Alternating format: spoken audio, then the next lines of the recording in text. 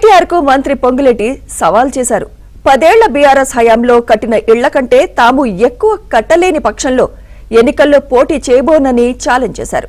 సవాల్ని స్వీకరించేందుకు కేటీఆర్ సిద్ధమని నిలదీశారు.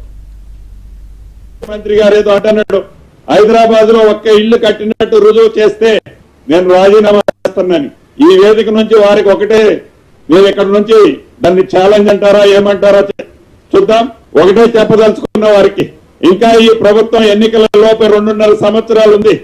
మీరు ఏవైతే హైదరాబాద్ లో 2 BHK కట్టాము అని చెప్పుకుంటున్నారో, మీరు కట్టిన దానికంటే ఎట్లా రూరల్లో మీరు కట్టిందేమీ లేదు.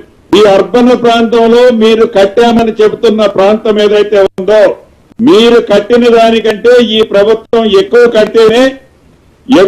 కట్టినని ప్రజలు హర్షిస్తేనే మళ్లీ ఎన్నికల్లో శాసనసభ్యుడిగా నేను పోటీ చేస్తా. ఒకవేళ నేను ఎక్కువ కట్టినట్టు రుజువైన తర్వాత శాసనసభ్యుడిగా నువ్వు పోటీ చేయకుండా ఆగగలుగుతావా అని ఈ వేదిక మీద నుంచి వారికి సవాలు ఇస్తున్నాను. డ్రామాలరావు గారు ఉంటారు కదా, డ్రామాలరావు గారికి ఈ వేదిక మీద నుంచి వారికి సవాలు ఇస్తున్నాను. ఆ శాఖ మంత్రిగా 3-4 రోజుల క్రితం ఎక్కడో మాట్లాడినట్టు చూసా. ఇంకా మాకు 2.5 సంవత్సరాల టైం ఉంది. మేము ప్రణాళికలు మొదలుపెట్టి పనులు దిగుతున్నాం.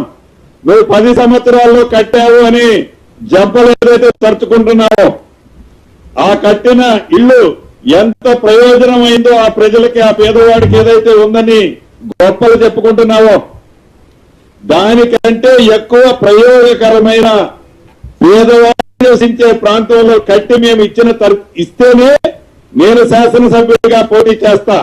ఒకవేళ నేను కట్టలేకపోతే నేను పోటీ చేయను.